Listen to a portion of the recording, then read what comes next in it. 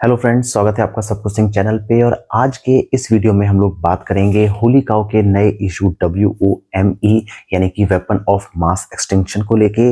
ये अभी हाल ही में आई कॉमिक्स है। ये दोस्तों 4 कॉमिक्स की एक सीरीज है जिसका पार्ट 1 हमारे पास आ चुका है और काफी काफी काफी ज्यादा इंटरेस्टिंग है कॉमिक्स है। तो सारी डिटेल्स इसके बारे में जानेंगे, इसकी स्टोरी, इसका आर्टवर्क और सारी चीजें। आप बने रहिएगा वीडियो के अंत तक और साथ ही साथ इस वीडियो को लाइक कर दीजिए और चैनल को सब्सक्राइब।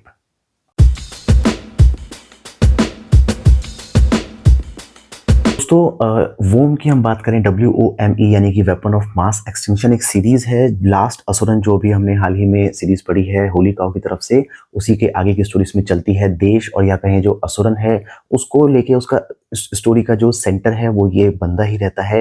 लेकिन इस कॉमिक्स में इसको दिखाया गया है एक तरीके से एक वेपन जो मास एक्सटिंक्शन कॉज कर सकता है। और इसमें दोस्तों सबसे अच्छी चीज ये है, या ये कहिए जो इंटरेस्टिंग पार्ट है इस कहानी का, वो ये है कि इसमें मल्टीपल स्टोरीज और मल्टीपल कैरेक्टर्स इंट्रोड्यूस होते गए हैं और हर कैरेक्टर को काफी स्ट्रॉन्ग वे में इंट्रोड्यूस किया गया है। चाहे वो असुरन ही हो जो अपनी एक नई लाइफ में है और यहाँ पे उसको हेलादीप की तरफ लेकर आया गया है।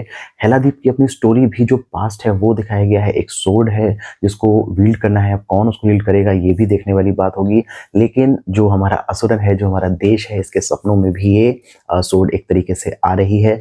मर्सनरीज का एक गैंग है, 4 जो आप कहिए कि वर्ल्ड के वन ऑफ द बेस्ट और one of the top mercenaries हैं, उनको हायर किया गया है देश को किडनैप करने के लिए।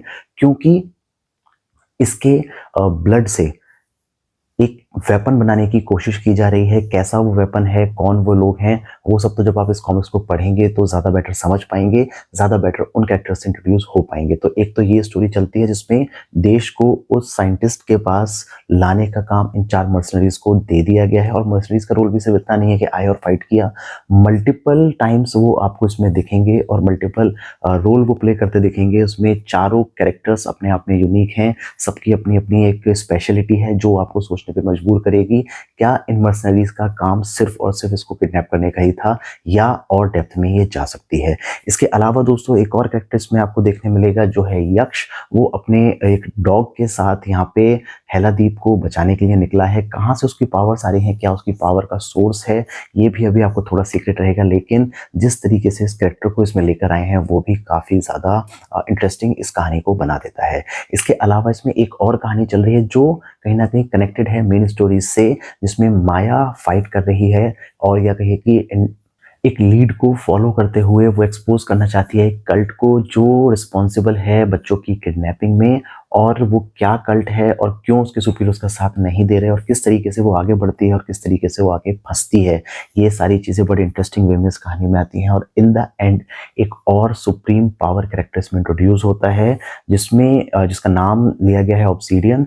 तो वो कैरेक्टर दोस्तों सुपर पावर है और असुरन को बहुत अच्छे तरीके से जानता है। जैसे वो एंट्री पे बोलता भी है ऑब्सीडियन इन द फ्लैश, यानी कि वो असुरन को उसकी पावर से और असुरन से भी ज्यादा बेटर तरीके से जानता है कि कौन है वो। इसके अलावा एक और इसमें कैरेक्टर दोस्तों दिया गया है नॉस्ट्रेडामस, एक जो क्रो है उसका कौवा, और उसके साथ साथ मिस्टर स्नो जो काफी बोल्ड कैरेक्टर है, जो इस कॉमिक्स को थोड़ा बच्चों के बच्चों के लिए बिल्कुल भी नहीं रहने देता। लेकिन जिस तरीके से उस कैरेक्टर को प्रेजेंट किया गया है वो भी काफी स्ट्रांग है। तो अगर मैं बात करूं तो ये बुक अपने आप में आपको एक अच्छी स्टोरी एक्सपीरियंस देने के लिए, एक अच्छा आर्टवर्क एक्सपीरियंस देने के लिए काफी ज्यादा सफिशिएंट है। इसका प्राइस दोस्तों 799 है। अब ये महंगा है या सस्ता है ये आपको डिसाइड करना है, लेकिन the number of pages of this comics और इसका आर्टवर्क जो मैं भी आपको दिखाने वाला हूँ, और इसमें एक स्ट्रॉन्ग वे में और या कहें कि एक सधे हुए तरीके से एक कसी हुई कहानी जो कही गई है, वो आपको इस बुक को भी एंजॉय करने पे मजबूर करती है। और उसके साथ साथ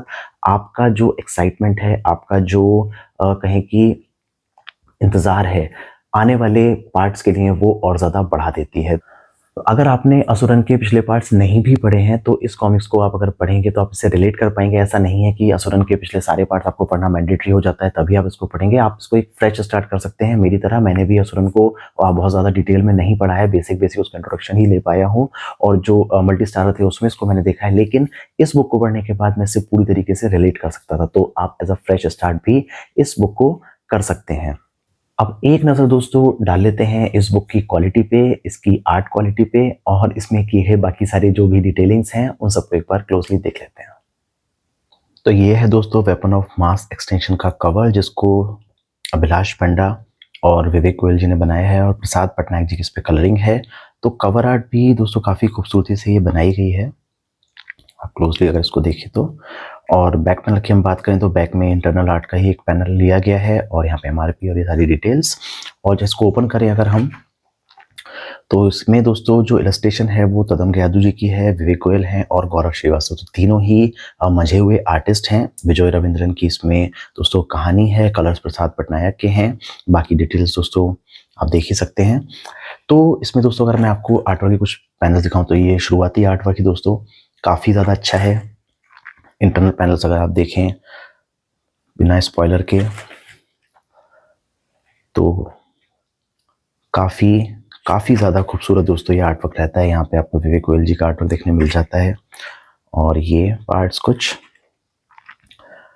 तो आर्टवर्क हो चाहे दोस्तों कलरिंग हो, सभी इसमें जो चीज़ें हैं, जैसे ये पहले दोस्तों थोड़ा इसमें एडल्ट की तरफ चला जाता है थोड़ा से भी ज़्यादा, और काफ़ी खूबसूरती से दोस्तों, चाहे वो तदम यादव जी की इसमें आर्ट हो चाहे गौरव श्रीवास्तव जी की, जिसने जो भी पैनल ड्रॉ किया है दोस्तों बहुत बेहतरीन। और मेरा फेवरेट पैनल रहता है ये वाला, जिसमें दो लोगों की फाइट चल रही है और एक साथ उसमें एक तरीके से उनको जोड़ने की कोशिश की गई है। तो ये आर्टवर्क अपने आप में इतना ज़्यादा अच्छा बन जाता है कि ये कॉमिक्स, इसकी जो कहानी है उसको एक नेक्स्ट लेवल पे ले जाता है। यानी कि एक अच्छी कहानी को एक अच्छे आर्टवर्क का अगर साथ मिल जाए तो वो कॉमिक्स वर्थ रीडिंग और वर्थ परचेजिंग बन जाती है, जैसा कि कुछ इस कॉमिक्स यानी कि वेपन्स ऑफ मास एक्सटिंक्शन के साथ हुआ है। क्वालिटी की बात करूं दोस्तों तो क्वालिटी बहुत बढ़िया है। आप इसको कितना भी खींचें, ये है आपकी बाइंडिंग कहीं नहीं जाने वाली। गटर स्पेसिंग हो चाहे इसमें ईज ऑफ रीडिंग हो, कितना भी आप इसको ओपन करके आराम से इजीली पढ़ सकते हैं। तो गटर्स, क्योंकि दोस्तों इसमें पूरा फुल पेज आर्टवर्क है तो गटर्स वैसे नहीं छोड़े गए हैं, लेकिन ध्यान रखा गया है कि ये जो बबल्स हैं, बबल हेड्स हैं, वो कम से कम इस साइड में रहें ताकि आपको बहुत ज़्यादा ना करना पड़े। फिर भी अगर आप इसको पढ़ रहे हैं तो दोस्तों आप इसको आराम से पूरी तरीके से ओपन करके पढ़ सकते हैं, इसको कुछ होने वाला नहीं है। तो चाहे वो बबल प्लेसिंग हो, इसमें जो लेटरिंग की गई है, और कुछ पेजेस तो हैं जिसमें रहता है, लेकिन बाकी ओवरऑल प्लेसिंग काफ़ी बेहतर तरीके से है। आर्टवर्क बहुत अच्छी है, पेपर क्वालिटी बढ़िया है। तो ओवरऑल ये किताब हो जाती है वर्थ रीडिंग, वर्थ परचेजिंग, जैसा मैंने पहले भी कहा था। तो आपके इस कहानी को लेके, इस कॉमिक्स को लेके क्या विचार हैं दोस्तों, वो मुझे बताइएगा। यहाँ पे मैं सिर्फ और सिर्फ इस कॉमिक्स को लेके विचारों की बात कर रहा हूँ। होली काउ एज अ जो पब्लिकेशन है वो नहीं, और विवेक गोयल एज अ पब्लिशर क्या है वो नहीं, सिर्फ और सिर्फ इस बुक को जो आपने वीडियो में देखा वो आपको कैसा लगा, सारी चीज़ें दोस्तों बताइए कमेंट सेक्शन में। और हम मिलेंगे ढेर सारे ऐसे रिव्यू के साथ, तब तक के लिए जय श्री राम दोस्तों।